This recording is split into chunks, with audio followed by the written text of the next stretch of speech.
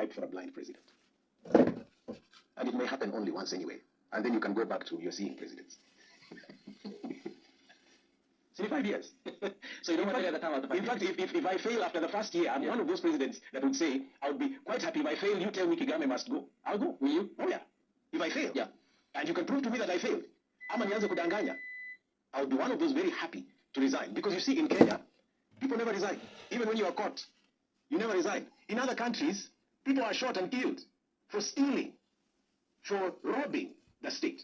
Here you celebrate them and you promote them. You defend them. Dr. Reuben, campaigns are expensive, ordinarily in Kenya, to be very particular. How are you going to finance your campaign? Through your contribution? You. I saw the donation button. Yes. Is that all? Of course, I have friends that are helping me, and I hope that they continue to do that. I do believe that citizens anywhere, not just in Kenya, can fund a presidential candidate.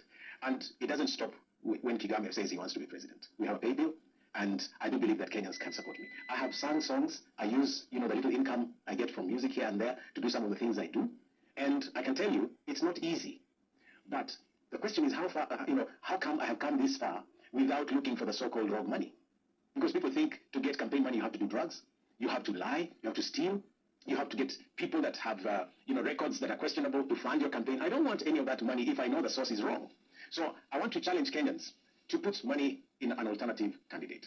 And it happened with Obama, it can happen here. One final question before we... I can see you're not satisfied. No, I am. Because the next thing, when Kenyans see a candidate like this, they say, tuachie soda, Yeah. And that's part of the value system that we must change. So how much have we changed Kenya after we took the 50 bob, and the 100 bob? So talking about that, then still on money, because you're opening up yourself for scrutiny, given that if you then become the president, you are a state property owned by the people of Kenya. Right. So many Kenyans will tonight want to know how much is your worth. I have a house